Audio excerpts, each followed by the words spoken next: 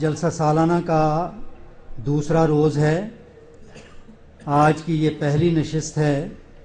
سیدنا حضرت امیر المومنین ایدہ اللہ تعالی بنصر العزیز کی منظوری سے آج کے اس پہلے پروگرام کی صدارت محترم سید تنویر احمد صاحب صدر انجمن وقف جدید قادیان فرمائیں گے۔ تلاوت قرآن مجید مع ترجمہ مکرم مرشد احمد صاحب ڈار مربی سلسلہ کی ہوگی۔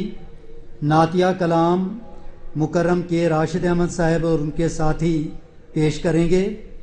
پہلی تقریر محترم مولانا محمد انعام صاحب غوری ناظر اعلیٰ و امیر مقامی قادیان کی ہوگی بعنوان سیرت آن حضرت صلی اللہ علیہ وسلم آئلی زندگی کی روشنی میں۔ دوسری تقریر محترم مولانا ایم ناصر احمد صاحب مبلغ انچارج کیرلا کی ہوگی۔ آپ کی تقریر کا عنوان ہے صداقت حضرت مسیح موعود علیہ السلام جماعتی ترقیات کی روشنی میں۔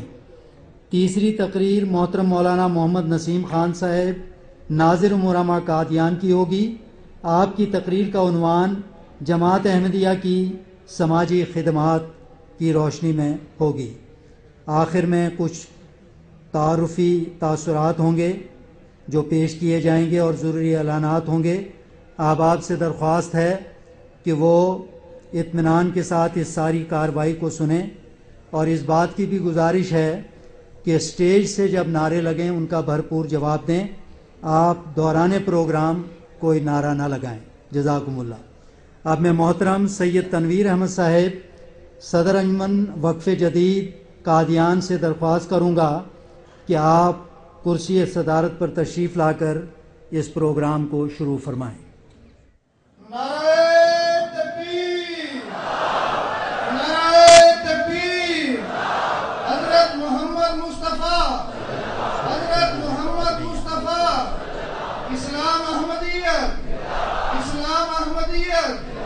غلام احمد کی خلافت احمدیہ حضرت خلیفۃ المسیح الخامس نعرہ تکبیر۔ السلام علیکم ورحمۃ اللہ وبرکاتہ۔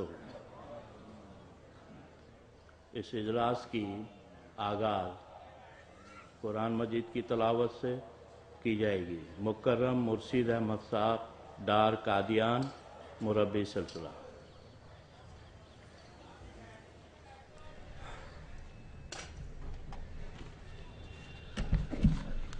السلام علیکم ورحمۃ اللہ وبرکاتہ۔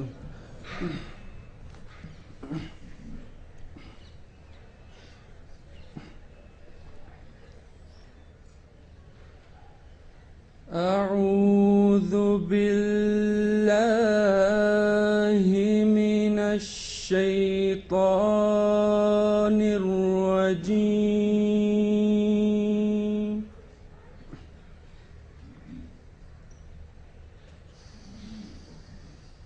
بسم اللہ الرحمن الرحیم۔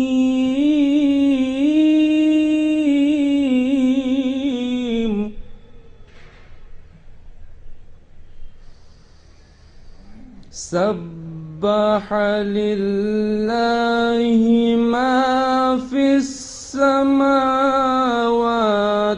وما فی الارض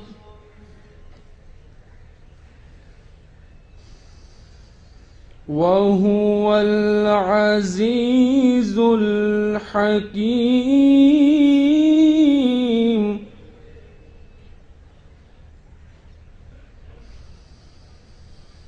یا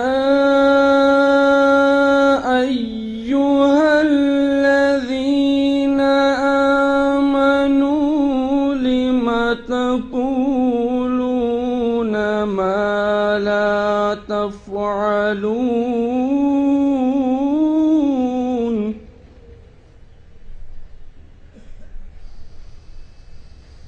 كبر مقتا عند الله أن تقولوا ما لا تفعلون۔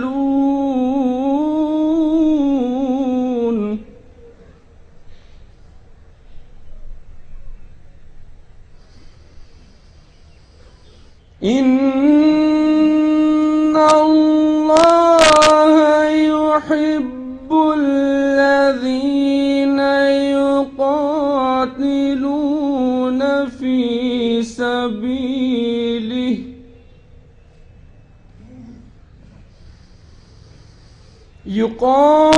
يقاتلون في سبيله صفا كأنهم بنيان مرصوص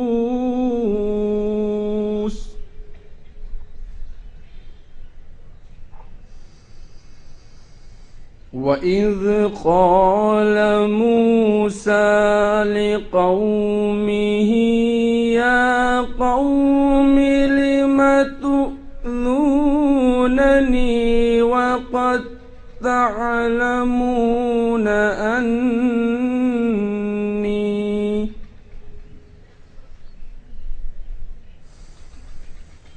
وقد تعلمون أني رسول الله إليكم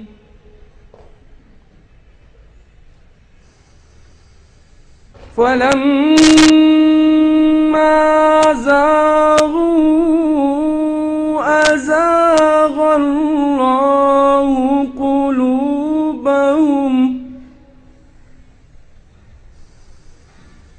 والله لا يهدي القوم الفاسقين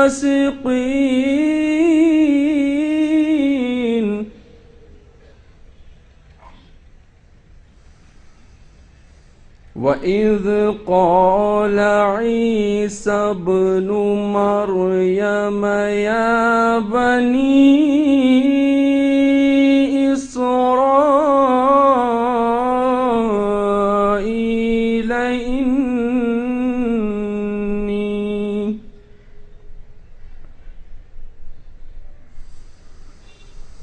وإذ قال عيسى ابن مريم يا بني إسرائيل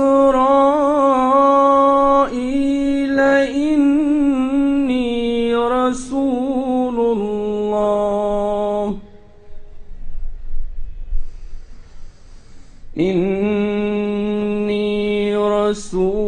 الله إليكم مصدقا لما بين يدي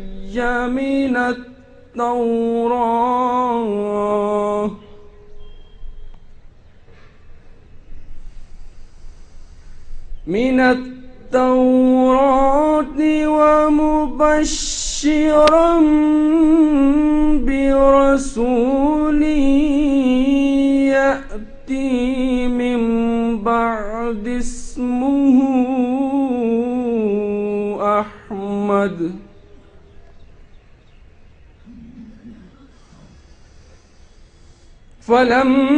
فلما جاءهم بالبينات قالوا هذا سحر مبين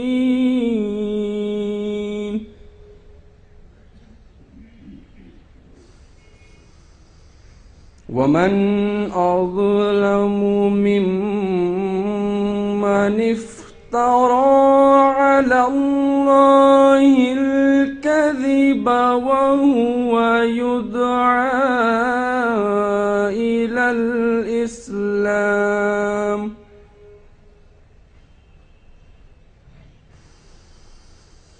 والله لا يهدي القوم الظالمين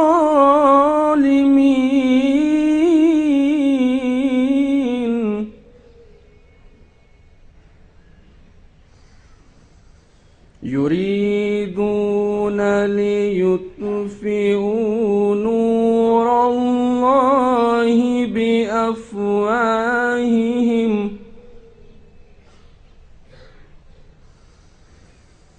والله متم نوره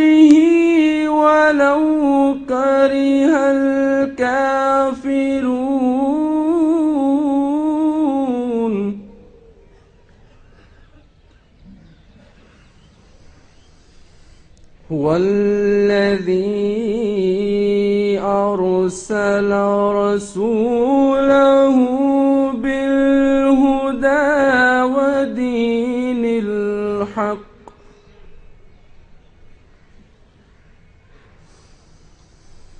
هو الذي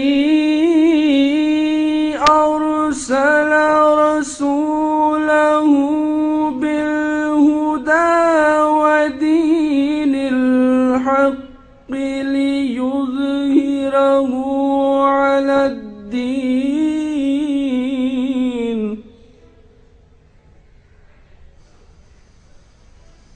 ليظهره على الدين كله ولو كره المشركون.